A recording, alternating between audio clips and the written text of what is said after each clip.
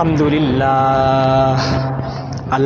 للہ نحمده ونستعینه ونستغفره ونؤمن به ونتوکل علیہ ونعوذ باللہ من شرور انفسنا ومن سیئات اعمالنا من يهده الله فلا مضل له ومن يضلله فلا هادي له ونشهد أن لا إله إلا الله وحده لا شريك له ونشهد أن سيدنا وسندنا وحبيبنا وشفيعنا ومحبوبنا محمدا عبده ورسوله أما بعد فأعوذ بالله من الشيطان الرجيم بسم الله الرحمن الرحيم فقلت استغفروا ربكم إنه كان غفارا يرسل السماء عليكم مدرارا ويمددكم بأموال وبنين ويجعل لكم جنات ويجعل لكم أنهارا صدق الله العظيم.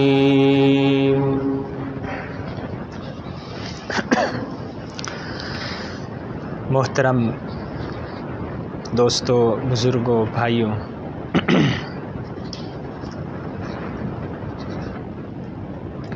انسان کی تخلیق کا مقصد کیا ہے؟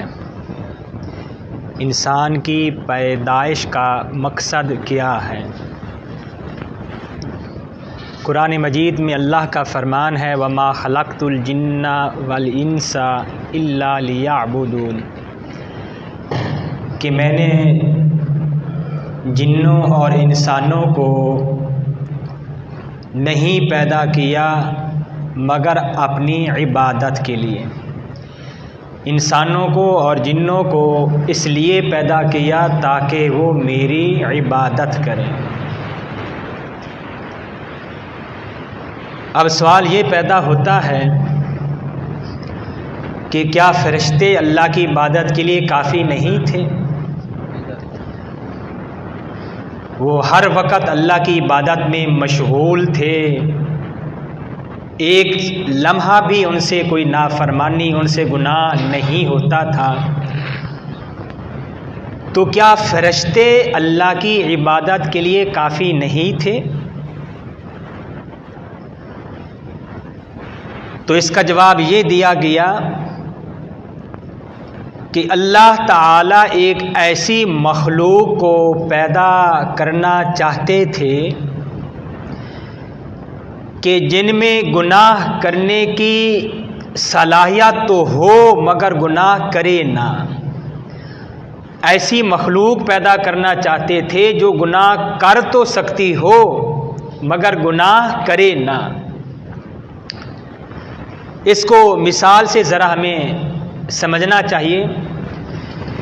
نابینا آدمی اگر یہ کہے کہ میں نے آج تک اجنبیہ عورت کو نہیں دیکھا تو اس میں اس کا کوئی کمال نہیں ہے، اس لیے کہ وہ دیکھ ہی نہیں سکتا.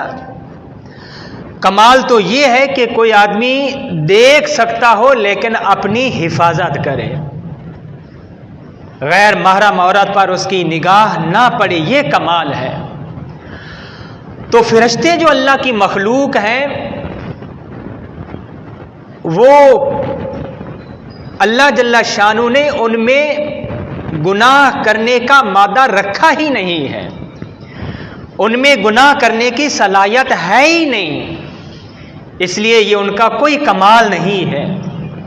اصل کمال یہ ہے کہ انسان میں گناہ کرنے کی طاقت ہو، صلاحیت ہو، انسان میں گناہ کرنے کا مادہ ہو، اس کے باوجود وہ اپنے آپ کو محفوظ رکھے، گناہ نہ کرے، یہ اصل کمال ہوتا ہے۔ جیسا کہ کہا جاتا ہے کہ جوانی کی توبہ جو ہوتی ہے یہ انبیاء کی سنت ہے۔ جوانی میں توبہ کرنا شیوائے پیغمبری ہے، اس لیے کہ جو آدمی بوڑھا ہو جاتا ہے اب آٹومیٹک اس کے دل میں یہ خیال آ جاتا ہے کہ اب تو میں جانے لگا ہوں، جانے والا ہوں، بوڑھا ہو چکا ہوں، اب تو مجھے توبہ اور استغفار کرنی چاہیے۔ تو اصل جو توبہ جو ہوتی ہے وہ جوانی کی توبہ ہے، لیکن اس کا یہ مطلب ہی نہیں کہ بوڑھے توبہ کرنا چھوڑ دیں، یہ بھی اس کا مطلب نہیں ہے کہ اس کو الٹ نہ لے لینا، لیکن توبہ کا مزہ جو ہے وہ جوانی کا ہے کہ جب اللہ جل شانہ نے ہمارے قدم جوانی میں رکھے تو اس وقت سے ہم اپنے آپ کو گناہوں سے محفوظ رکھیں۔ تو قربان جائیں اللہ جل شانہ کی شان کریمی پر۔ اللہ فرماتے ہیں وَمَا خَلَقْتُ الْجِنَّ وَالْإِنسَ إِلَّا لِيَعْبُدُونَ کہ میں نے انسانوں کو اور جنوں کو اپنی عبادت کے لیے پیدا کیا۔ اب اس کا تقاضا تو یہ تھا کہ 24 گھنٹے انسان اللہ کی عبادت میں لگا رہتا، کیونکہ اس کی پیدائش کا مقصد ہی یہی ہے، اللہ کی عبادت کرنا۔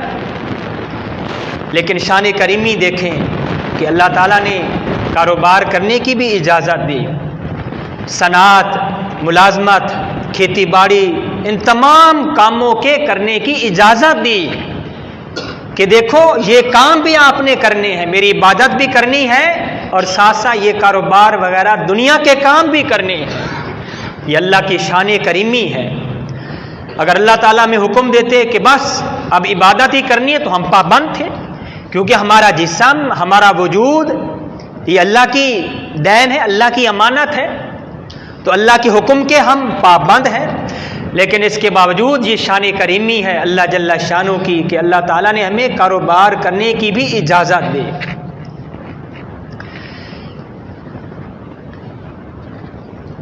اور اسی طریقے سے اللہ کا فرمان ہے استغفروا ربکم کہ اپنے رب سے استغفار کیا کرو، اپنے رب سے گناہوں کی معافی مانگا کرو، اپنے رب کے سامنے توبہ کیا کرو۔ استغفار جو ہوتا ہے یہ گناہ پر ہوتا ہے، انسان سے کوئی گناہ ہو جائے تو پھر وہ توبہ کرتا ہے، استغفار کرتا ہے، اللہ سے معافی مانگتا ہے کہ یا اللہ مجھ سے یہ گناہ ہو گیا، مجھے معاف کر دیجئے۔ اور اس پر بھی اللہ کی شان دیکھیں، استغفار کرنے پر، بندے کے معافی مانگنے پر اللہ ایک تو معاف کرتے ہیں، استغفروا ربکم انہ کان غفارا کہ اپنے رب سے معافی طلب کرو، اپنے رب کے سامنے استغفار کرو۔ کیوں؟ انہ کان غفارا کہ بے شک اللہ تعالیٰ معاف کرنے والے، حد سے زیادہ معاف کرنے والے ہیں۔ تو جب ہم اللہ کے سامنے استغفار کریں گے، توبہ کریں گے، اللہ معاف بھی کر دیں گے۔ لیکن اس معافی مانگنے پر اللہ کی شان کریمی دیکھیے کہ اللہ ہمیں دنیا میں بھی نعمتیں عطا فرماتے ہیں اور آخرت میں تو ہے ہی ہیں۔ معافی مانگنے پر بھی دنیا میں اگر ہم کسی سے جا کر معافی مانگیں تو وہ ہمیں معاف کر دے تو ہم اس کے احسان مند رہتے ہیں ساری زندگی، نہ بھی معاف کرے تو ہم اس پر کوئی زبردستی نہیں کر سکتے۔ لیکن اللہ تعالیٰ کی شان کریمی دیکھیں، شان رحمت دیکھیں، معاف بھی کرتے ہیں اور معاف کرنے پر، معافی مانگنے پر اللہ تعالیٰ دنیا میں بھی رحمتیں اور نعمتیں عطا فرماتے ہیں اور آخرت میں بھی۔ یرسل السماء علیکم مدرارا، یہ دنیا کی نعمت ہے۔ فرمان ہے کہ جب تم معافی مانگو گے، ایک تو میں معاف کر دوں گا اور دوسرا اس کا فائدہ دنیا میں یہ ہوگا کہ میں بارشیں بھی عطا کروں گا۔ اور بارشوں سے پھر کیا ہوگا؟ ہم سب سمجھدار بیٹھے ہیں، بارشیں جب ہوتی ہیں، کھیتی باڑی ہوتی ہے، اس کے ذریعے سے ہمیں خوراک ملتی ہے، انسانوں کو خوراک ملتی ہے، ہمارے جانوروں کو خوراک ملتی ہے، جانوروں سے ہم دودھ حاصل کرتے ہیں، مختلف ہمارے لیے فوائد اس میں اللہ تعالیٰ نے رکھے ہیں۔ تو یہ یرسل السماء علیکم مدرارا کہ اللہ تعالی معافی مانگنے پر تمہیں بارشیں عطا فرمائیں گے۔ آج ہمارے ہاں کیا ہوتا ہے، ہم دوسروں کو قصوروار ٹھہراتے ہیں، حکومتوں کو قصوروار ٹھہراتے ہیں، یہ سب کچھ حکومت کی وجہ سے ہے، حکومت ایسی ہے، حکومت ایسی ہے، حکومت بہت گندی ہے۔ قرآن مجید کی دوسری آیات میں دوسری جگہ پر بھی یہ قرآن مجید کے الفاظ ہیں کہ یہ جو بھی مصائب تمہارے اوپر آتے ہیں، جو بھی تمہارے اوپر پریشانیاں لاحق ہوتی ہیں، یہ تمہارے اعمال کا نتیجہ ہے۔ ہمارے حکمران ہمارے اعمال کا نتیجہ ہے۔ یہ قرآن مجید کی ایک آیات کا میں خلاصہ آپ کے سامنے عرض کر رہا ہوں۔ ما اصابکم من مصیبت فبما کسبت ایدی الناس، یہ ہمارے ہاتھوں کی کمائی ہے، تو اس لیے اس کا حل یہی بتایا جا رہا ہے، تمام مصائب کا، تمام پریشانیوں کا ایک ہی حل ہے، کیا؟ اللہ کے سامنے جھک جاؤ، رجوع الی اللہ ہو، اللہ کی طرف رجوع کرو، اللہ سے معافی مانگو، انفرادی طور پر بھی، اجتماعی طور پر بھی ہم اللہ تعالیٰ سے معافی مانگیں، پھر دیکھنا ہمارے کیسے مسائل حل ہوں گے۔ بجائے اس کے کہ ہم اوروں کو، حکمرانوں کو غلط کہیں، ہم خود اپنے آپ کو درست کریں۔ یہی جب ہم بازار میں جاتے ہیں یا پھل فروٹ خریدنے کے لیے ریڑھیوں پر جب جاتے ہیں، جب واپس لے کر آتے ہیں تو ہم سب جانتے ہیں کہ وہ کیسا پھل فروٹ ہمیں دیتے ہیں، نیچے سے لے کر اوپر تک ہم سب جانتے ہیں، لیکن ہم آج حکمرانوں کو گالیاں دیتے ہیں۔ میرے عزیزو، ہمیں چاہیے کہ ہم اللہ کے سامنے جھکیں۔ اللہ جل شانہ خود اس کا حل بتا رہے ہیں کہ اللہ تعالیٰ سے جب معافی مانگو گے، استغفار کرو گے، یرسل السماء علیکم مدرارا، اور آگے وَيُمْدِدُكُمْ بِأَمْوَالٍ وَبَنِينَ، کہ اللہ تعالیٰ تمہاری مدد فرمائیں گے مال کے ذریعے سے بھی اور اولاد کے ذریعے سے بھی۔ جب ہم اللہ کے سامنے جھکیں گے، اللہ سے معافی مانگیں گے، سچے دل سے اللہ سے توبہ اور استغفار کریں گے، تو اللہ تعالیٰ ہمیں ظاہری طور پر بھی مال دیں گے اور باطنی طور پر بھی۔ باطنی طور پر کیسے؟ کہ اللہ تعالیٰ تھوڑے میں برکت پیدا کر دیں گے، تھوڑے سے پیسوں کے ذریعے سے، تھوڑے سے مال سے ہمارا بہت بڑا کام ہو جائے گا، یہ باطنی اس میں برکت ہوگی۔ اور جو ہمارے بھائی اولاد کی وجہ سے پریشان ہیں، اولاد جن کو نہیں ہوتی، ان کو بھی اس کا یہی حل بتایا گیا کہ اللہ سے توبہ کرو۔ خود اللہ فرما رہے ہیں فَقُلْتُ اسْتَغْفِرُوا رَبَّكُمْ إِنَّهُ كَانَ غَفَّارًا، کہ اللہ سے معافی مانگو، اللہ معاف کرے گا، بارشیں دے گا، مال دے گا اور اولاد بھی دیں گے۔ اور جن کی اولاد ہے ان کو کیا فائدہ ہوگا؟ ان کو فائدہ یہ ہوگا کہ ان کی اولاد میں اللہ تعالیٰ برکت فرمائیں گے کہ اولاد مطیع اور فرما بردار بن جائے گی۔ آج اکثر گھروں میں یہ دیکھنے میں آتا کہ اولاد ماں باپ کے سامنے بڑی بے ادبی کرتی ہے، تو اس لیے اس کا یہی حل قرآن مجید میں بتایا جا رہا ہے کہ استغفار کرو، استغفار کرو۔ یہ نبی کی بھی سنت ہے، بلکہ نبی کریم صلی اللہ علیہ وسلم نے فرمایا، حضرت ابو ہریرہ روایت کرتے ہیں رضی اللہ عنہ، کہ نبی کریم صلی اللہ علیہ وآلہ وسلم جب نماز سے فارغ ہوتے، سلام پھرتے، تو 3 مرتبہ استغفر اللہ استغفر اللہ استغفر اللہ فرمایا کرتے تھے۔ اب نماز پڑھنا ہم نے کون سا کوئی گناہ کیا ہے؟ وہ تو اللہ کی عبادت کی ہے، لیکن استغفار کیوں ہو رہا ہے؟ کہ جو حق تھا اللہ کی عبادت کرنے کا، جو عبادت کے آداب تھے، ان تمام آداب کو ہم بجا نہیں لائے۔ نماز جب ہم شروع کرتے ہیں تو ہمارے ذہن میں، ہمارے دل دماغ میں 100 وساوس ہوتے ہیں، خیالات ہوتے ہیں۔ بعض اوقات تو یہ بھی ہوتا ہے کہ ہم دکانداری کا حساب جو ہوتا ہے وہ نماز میں ہی کر رہے ہوتے ہیں۔ وہ اس طرح ایک واقعہ بھی آتا ہے، امام صاحب نماز میں بھول گئے، 4 کی بجائے 3 پڑھا دی، تو مفتی کوئی کچھ کہتا تھا، کوئی کچھ کہتا تھا، کہ کوئی کہتے تھے 3 ہوئی، کہ کوئی کہتا تھا 4 رکعتیں ہوئی ہیں۔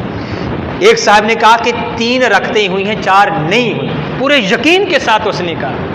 پوچھا گیا کہ تجھے کیسے پتا چلا؟ اس نے کہا کہ آج میرا حساب رہ گیا، پورا نہیں ہوا۔ پہلے 4 رکعتوں میں میرا حساب پورا ہو جاتا تھا، آج میرا حساب ادھورا رہ گیا ہے، اس لیے 3 رکعات ہوئی ہیں، 4 نہیں ہوئی۔ یہ ہماری نمازوں کا، عبادات کا حال ہے۔ لیکن پھر بھی ہم اللہ کا شکر ادا کریں کہ اللہ نے ہمیں یہاں بیٹھنے کی توفیق عطا فرمائی، اللہ نے ہمیں اپنے سامنے جھکنے کی توفیق عطا فرمائی۔ کئی لوگ ایسے ہیں کہ جن کو یہ توفیق نہیں ہوتی ہے اللہ کے گھر میں آنے کی۔ حرمین شریف چلے جائیں، یقین جانیں میں نے آنکھوں سے دیکھا، اور جو احباب گئے ہوئے ہیں وہ بھی جانتے ہیں، بالکل سامنے ہوٹلز ہوتے ہیں، لیکن ان کو توفیق نہیں کہ وہ حرم میں آ کر نماز پڑھ سکیں، جہاں 1,00,000 نماز کا ثواب ملتا ہے۔ تو یہ اللہ کی توفیق، اس لیے استغفار بھی ہے اور ساتھ میں اللہ کا شکر بھی کریں کہ یا اللہ، استغفار بھی کرتے ہیں، ہماری عبادت اس لائق نہیں کہ اس کو قبول کیا جائے، لیکن ہم شکر بھی ادا کرتے ہیں کہ یا اللہ آپ نے ہمیں توفیق عطا فرمائی کہ ہم نے نماز پڑھی، آپ کا شکر ہے۔ اس لیے میرے عزیزوں، استغفار بھی کریں، اللہ سے معافی بھی مانگیں۔ نبی کی بھی یہ سنت استغفار، نماز کے بعد استغفار کیا کرتے تھے، استغفار بھی کریں اور اللہ کا شکر بھی ادا کریں کہ اللہ نے ہمیں توفیق سے نوازا ہے۔ تو یہ استغفار کرنا یہ خود ایک عبادت ہے، اور یہ ایسی عبادت ہے استغفار کرنا، اللہ سے معافی مانگنا، کہ اس کے لیے کوئی بھی شرط نہیں۔ 24 گھنٹے جب دل کرے اللہ سے معافی مانگو، کوئی اس کے لیے شرط نہیں، حتیٰ کہ ناپاک حالت میں ہو پھر بھی معافی مانگ سکتے ہیں۔ نماز ہے اس کے لیے بھی شرائط ہیں، بدن پاک ہو، کپڑے پاک ہوں، جگہ پاک ہو، وضو ہو۔ روزہ ہے اس کے لیے بھی شرائط ہے، صبح سحری جیسے ہی وہ اعلان ہوگا کھانا پینا بند، کھاتے رہو گے روزہ ختم، اور غروب آفتاب جیسے ہی ہو روزہ افطار کرو، یہ شرائط روزے کی۔ اور ہر ایک پر بھی روزہ فرض نہیں ہے، اس کی وہ الگ وہ بحث ہے۔ اور اسی طریقے سے زکوٰۃ، اس کی بھی شرائط ہیں کہ جب سال پورا ہو جائے، نصاب کا مالک ہو، پھر اس پر زکوٰۃ ہے۔ حج اس کے لیے بھی شرائط ہیں، حتیٰ کہ نوافل جو ہم پڑھتے ہیں اس کے لیے بھی شرائط ہیں کہ مکروہ وقت میں نفل بھی ادا نہیں کر سکتے۔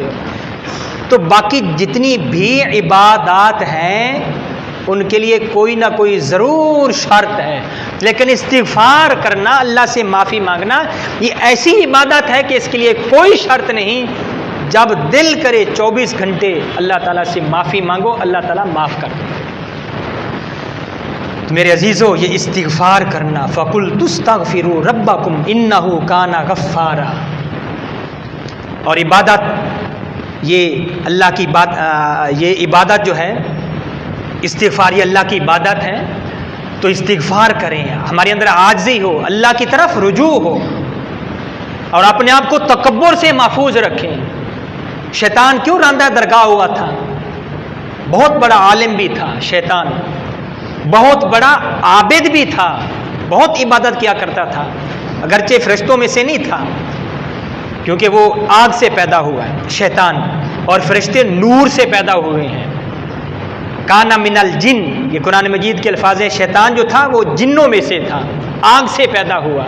تو بہت بڑا عالم بھی تھا، بہت بڑا عابد بھی تھا، بہت بڑا یہ عاقل بھی تھا، اس کی عقل بھی بہت بڑی تھی، لیکن ایک چیز اس میں نہیں تھی، عارف باللہ نہیں تھا، اللہ جل شانہ کی معرفت یہ اس کو حاصل نہیں تھی۔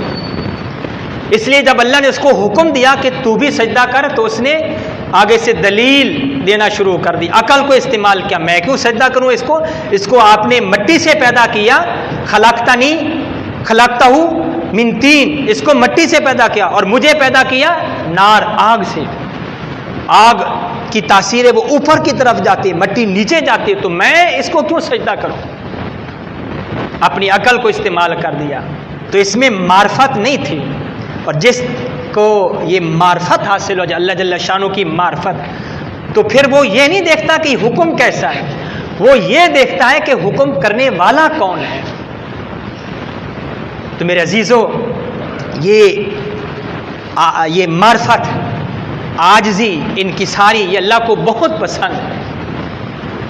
مجھے ایک واقعہ یاد آیا، غالباً یہ عرب کا ایک شہزادہ رائمنڈ میں آیا تھا، تو جب اس نے یہاں اعمال دیکھے، بیانات سنے، تو کافی متاثر ہوا۔ تو اس نے ایک چیک بزرگوں کے سامنے رکھا کہ اس پر جتنا مرضی پیسہ لکھو میں تمہیں دوں گا. بزرگوں نے یہ کہا کہ ہمیں چیک نہیں چاہیے بلکہ چیک والا چاہیے. تو اللہ کی معرفت، عاجزی، انکساری یہ اللہ کو بہت پسند ہے. تو میں عرض کر رہا تھا فَقُلْ تُسْتَغْفِرُوا رَبَّكُمْ إِنَّهُ كَانَ غَفَّارًا. اللہ نے تمام پریشانیوں کا حل استغفار بتایا ہے. وہ ایک آدمی بزرگ کے پاس آیا، یہ مجھے مسئلہ ہے. بزرگ نے کہا کہ استغفار کرو. دوسرا آدمی آیا، اس نے بھی اپنا کوئی مسئلہ سامنے رکھا، اس کو بھی بزرگ نے یہ کہا کہ استغفار کرو. اور آدمی آیا، اس کو بھی یہی جواب دیا کہ استغفار کرو. حالانکہ تینوں کے مسائل الگ الگ تھے. تو کسی نے پھر پوچھا کہ حضرت ہر ایک کے مسائل الگ الگ تھے لیکن تینوں کو جواب آپ نے یہ دیا کہ استغفار کرو. تو بزرگوں نے پھر یہ آیت کریمہ پڑھی فَقُلْتُ اسْتَغْفِرُوا رَبَّكُمْ إِنَّهُ كَانَ غَفَّارًا، کہ اللہ سے معافی مانگو، اللہ معاف کرنے والا ہے. يُرْسِلِ السَّمَاءَ عَلَيْكُمْ مِدْرَارًا، اللہ بارشیں بھی دے گا، اللہ مال بھی دے گا، اللہ اولاد بھی دے گا. وَيَجْعَلْ لَكُمْ جَنَّاتٍ، اللہ تعالیٰ باغات بھی دیں گے. وَيَجْعَلْ لَكُمْ أَنْهَارًا، اور اللہ تعالیٰ نہریں بھی عطا فرمائیں گے. تو ساری پریشانیاں ختم ہو جائیں گی. تو پریشانیوں کا حل اللہ کے سامنے اپنے آپ کو ہم جھکا دیں. اور ہمارے بزرگ بھی یہی چیز سکھاتے ہیں. اندر سے تکبر جو ہوتا ہے اس کو وہ ختم کرتے ہیں. یہ تکبر اللہ کو بالکل پسند نہیں. شیطان نے تکبر کیا تھا، ہمیشہ ہمیشہ کے لیے راندہ درگاہ ہوا. لیکن علم بھی تھا، عقل مند بھی تھا، عابد بھی تھا. چونکہ علم تھا تو اس نے اللہ سے مہلت مانگ لی. جانتا تھا کہ اللہ سے جب مہلت مانگی جائے گی، اللہ سے جب معافی مانگی جائے گی تو اللہ تعالیٰ ایسی ذات ہے کہ وہ معاف کر دیتے ہیں، مہلت دینے والے ہیں. اور پھر اللہ نے اس کو مہلت دی قیامت تک. اس لیے شیطان پر ابھی موت نہیں، اللہ نے اس کو یہ مہلت دی تھی. قرآن مجید کے الفاظ الی یوم یبعثون، اس لیے وہ ہمیشہ آخر تک انسان کو بہکاتا رہے گا شیطان. تو اللہ سے توبہ اور استغفار ہو، تکبر نہ ہو، عاجزی ہو. ہمارے ایک بہت بڑے بزرگ قاری محمد طیب صاحب حکیم الاسلام رحمۃ اللہ علیہ، حضرت تھانوی صاحب رحمۃ اللہ علیہ کے پاس گئے اصلاح کروانے کے لیے. تو حضرت نے فرمایا، بہت بڑے یہ عالم دین تھے، بہت بڑے. حضرت نے فرمایا کہ یہ مسجد میں جتنی بھی جوتیاں، وہ لوگ جو مسجد میں آتے ہیں ان تمام لوگوں کی جوتیاں سیدھی کیا کرو. اب بہت بڑے عالم تھے. تو کہا کہ دل میں یہ کہا کہ چونکہ میرے شیخ میرے پیر کا حکم ہے تو اب کیا کیا، جو جوتیاں نئی تھیں، صاف جو جوتیاں تھیں ان کو تو سیدھا کرتے تھے، لیکن جو جوتیاں پرانی تھیں، مٹی وغیرہ لگی ہوئی تھی، ان کو سیدھا نہیں کیا کرتے تھے. تو پھر حضرت نے فرمایا کہ میں نے تجھے کیا کہا تھا، میں نے یہ کوئی فرق تو نہیں آپ کو بتایا تھا کہ جو نئی جوتیاں ان کو سیدھا کرنا اور جو پرانی ان کو سیدھا نہ کرنا. اب اس کے بعد ساری جوتیاں سیدھی کرنا شروع کر دیں. کتاب میں لکھا ہے کہ پھر وہ وقت آیا جب لکھنؤ میں گئے تو سارے لوگ ان کے پاس جمع ہو گئے تھے. اور آخر میں اس لکھنؤ کے نواب صاحب بھی آئے لیکن آگے حال میں جگہ نہیں تھی. لکھنؤ کی اردو جو ہے وہ بہت اچھا، یہ اعلیٰ قسم کی وہ اردو ہے. تو اس نے وہیں دروازے پر کھڑے ہو کر یہ کہا کہ جہاں شہد ہوتا ہے وہاں مکھیاں آ ہی جایا کرتے ہیں. حضرت کے کان میں یہ بات پڑ گئی، قاری محمد طیب صاحب رحمۃ اللہ علیہ. تو یہ بھی چونکہ اب وہ اندر سے بالکل اندر صاف ہو چکا تھا، تکبر ختم ہو چکا تھا، تو وہیں پر جواب دیا کہ یہ شہد جو ہوتا ہے آپ نے مجھے شہد بنایا اور ان لوگوں کو مکھیاں بنا دیا. شہد بھی ان مکھیوں کی وجہ سے ہی ہوتا ہے، شہد ان مکھیوں کی وجہ سے ہی بنتا ہے. آج میں جو کچھ بھی ہوں ان لوگوں کی وجہ سے ہوں. تو میرے عزیزو، میں عرض کر رہا تھا اللہ کو عاجزی پسند ہے، تواضع پسند ہے. اور یہ اس وقت ہوگی جب ہمارے دل میں اللہ کی معرفت ہوگی، اللہ کی پہچان ہو. تو جو بھی اللہ کا حکم آ جائے ہم اللہ کے حکم کے آگے اپنے آپ کو جھکا دیں، اپنی عقل کو نہ استعمال کریں کہ یہ یوں ہونا چاہیے، اس طرح کیوں نہیں. بھائی اللہ کا حکم ہے، ہم تو اللہ کے حکم کے پابند ہیں. یہ تو اللہ کی شان کریمی ہے کہ اللہ نے ہمیں کاروبار کرنے کی اجازت دی، ملازمت کرنے کی اجازت دی، ورنہ اگر اصول ہوتا وما خلقت الجن والانس الا لیعبدون، پھر تو 24 گھنٹے ہم اللہ کی عبادت کرتے رہتے. تو یہ اللہ کی شان رحمت ہے کہ اللہ نے ہمیں ان چیزوں کی کاروبار کی اجازت دی ہے. تو بہرحال استغفار کرنا یہ بھی اللہ کی عبادت ہے. آگے رمضان شریف بھی آنے والا ہے انشاءاللہ تعالی. ہفتہ یا اتوار کو روزہ ہوگا، اگر 29 کا چاند ہے تو پھر ہفتے کو، ورنہ پھر اتوار کو روزہ ہوگا. تو ہمیں رمضان کی تیاری میں لگ جانا چاہیے. اپنے دلوں کو صاف کریں، اپنے دوست احباب کا خیال کریں، پڑوسیوں کا خیال کریں، اور مکمل طور پر اپنے آپ کو گناہوں سے محفوظ رکھیں. اگلا جمعہ انشاءاللہ اسی استقبال رمضان کے حوالے سے میں وہ پڑھاؤں گا. اللہ تعالیٰ ہمیں عمل کرنے کی توفیق عطا فرمائے.